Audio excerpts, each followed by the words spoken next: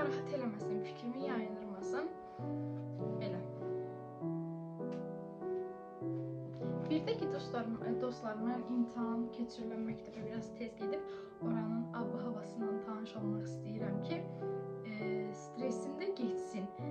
Daha çox həyəcanlanmayım. İşləyəcəyim otağı əvvəlcədən tanımaq istəyirəm. Siz də belə eləyin demək istəyərdim, amma bu video yayınlananda ücretsiz imtahandan çıxmış olacaqsınız. Neysə, belə.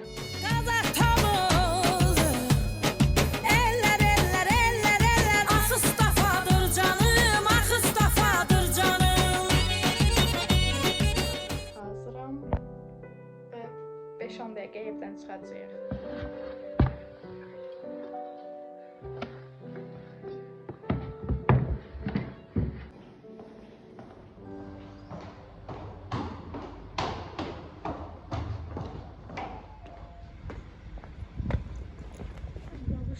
Bu güneşli havada ne alaka? Dostlar, deməli artıq maşındayam. Yavaş-yavaş həyəcan gəlir gəlməyinə. Amma nə bilim, opşum maşındayam, mamamı gözləyirəm, gəlsin və imtahana doğru gedəcəyik. Bu arada sinif yoldaşımı da götürəcək. Nədənsə eyni məktəbə düşmüşük. Bizim sinifdə sadəcə 2 nəfər 67 nömrəli məktəbə düşüb. Çoxu 307, bir də 71, bir də 311-ə düşmüşdü. Belə gözləyirik. Bu arada bu qolbaq bizə dəyərli sinif rəhbərimizdən hədiyyədir. 8 martda bunu bizə hədiyyə elədi. Biz də bunu manifestlədik. Dedik ki, bəs inşallah imtahanda yaxşı nəticə toplayarıq. Ona görə bugün bunu da taxdım ki, mənə şans gətirsin. Belə. Mamam çox şükür gəlir, amma nədənsə çox tez gəldi. Ay Allah, o da mən seçir, ay Allah. Yox, mən seçmir, mən seçir. Nəyəm Allah. Gəlsin.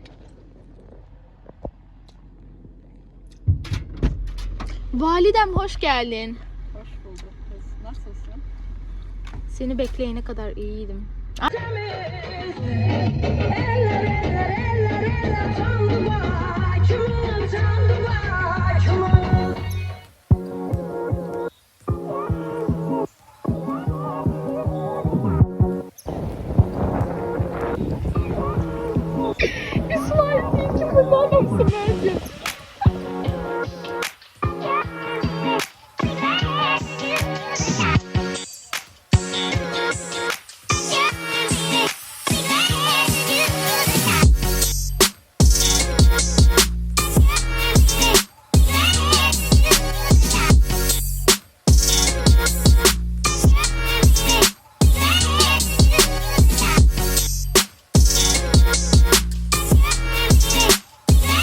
Dostlar, burada ise Mamagil bizi gözləyəndə bazar var. Ora gidib 1-2 kadr çəkib onu da sizə təqdim etmək istədim.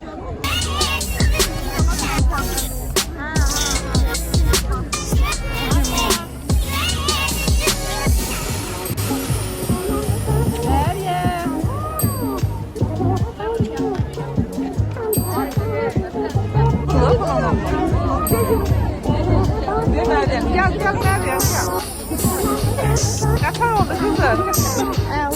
Ne varsa? Bana ne almış? Deməli imtahandan çıxdım, evə çatırıq.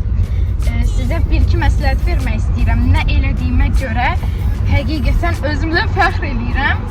Tez getdiyimə görə özümdən fəxr eləyirəm. Çünki tez getdim, oturdum sinifdə, stresim getdi. Gözlədiyim, siniflə tanış olduğum, ab-hava ilə tanış olduğum, ona görə stresim getdi, həyəcanım getdi. Bu hərəkəti elədiyimə görə həqiqətən özümdən fəxr eləyirəm. Azərbaycan dilini çox qəşəng yazdım. Riyaziyyatı elə belə, İngilisi isə normal yazdım. Hə, belə yadıma düşdüysə deyəcəm. Bu qədər idi. İnşallah videomu bəyənmişsinizdir. Kanalıma abunə olub like atmağı unutmayın. Hər birinizə, yəni 3-cü zonalara uğurlar arzu edirəm. Narahat olmayın. Bir də stres eləməyin. Stres elərsəz bildiyinizə yadınızdan çıxacaq. Videomu izlədiyiniz üçün təşəkkür edirəm. Yeni videolarda görüşənə dək hələlik. Sağ olun.